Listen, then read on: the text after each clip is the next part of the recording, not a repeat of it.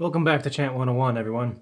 Today we are finally going to take a look at the music of Gregorian chant itself. If you've ever wanted to sing Gregorian chant and you pick up a chant book like this, you open it up, you're ready to sing, and you realize it's in a completely different kind of musical notation and you don't know how to read it. Don't worry, because today I'm going to show you the very fundamental, foundational building blocks of Gregorian chant's unique square notation.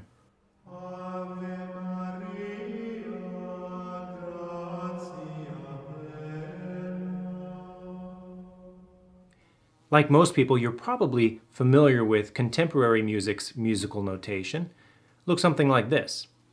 5 horizontal lines, maybe a treble clef, a bass clef, add a key signature, maybe a time signature, and some notes that look kind of like this.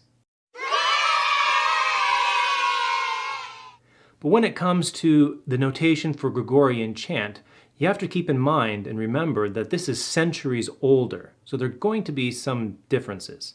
The first thing we're going to notice is that in Gregorian chant, we only have 4 horizontal lines that make up the staff. Why 4? Well, because the chant notation is for vocal music, and specifically for the worship of God in the liturgy, and therefore the range of the melodies is much narrower. It's much more modest, so 4 lines is all we need.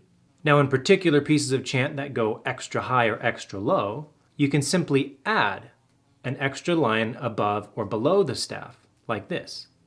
And that will accommodate those extra high or low notes. But what about the clefs in Gregorian chant?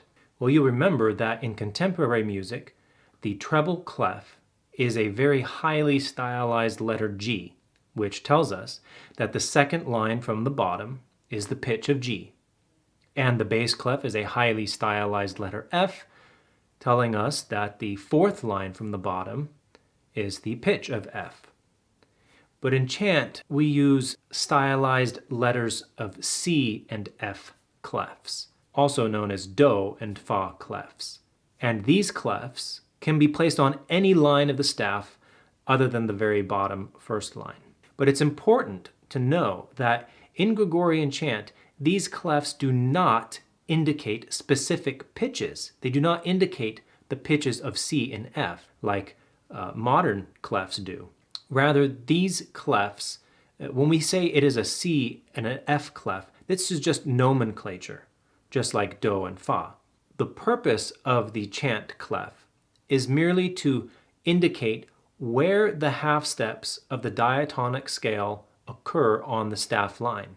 What's the diatonic scale? Right, let's talk about scales for a second. Contemporary music very often uses what is called the chromatic scale. Let's take a look at our keyboard.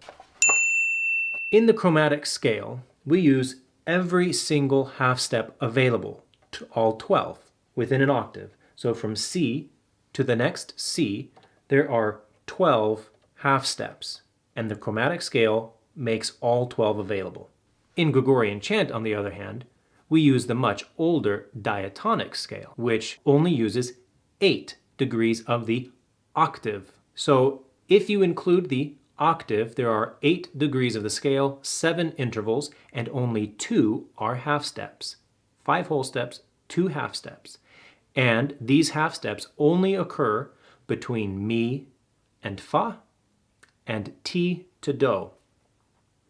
Unless that Ti happens to be flatted by this sign, in which case the Ti becomes Te, and the half step is found between La and Te, and then a whole step from Te to Do.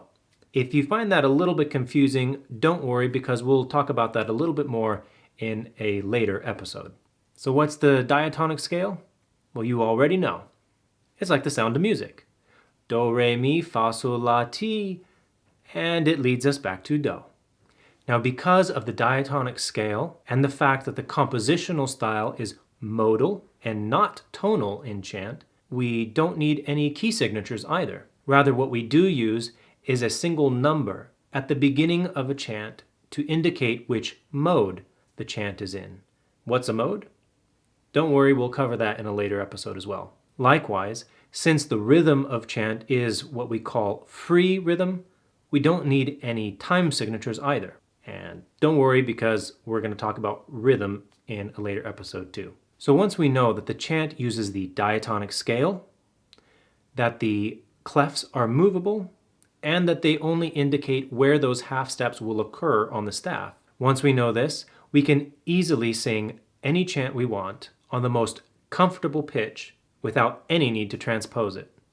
To learn more about Gregorian Chant's notation, check out our next video up here. Don't forget to click the like button, subscribe button, comment down below, and share this with others. If you'd like to help support the continuation of this program, please join us on Patreon at patreon.com/Gregorian Chant Academy.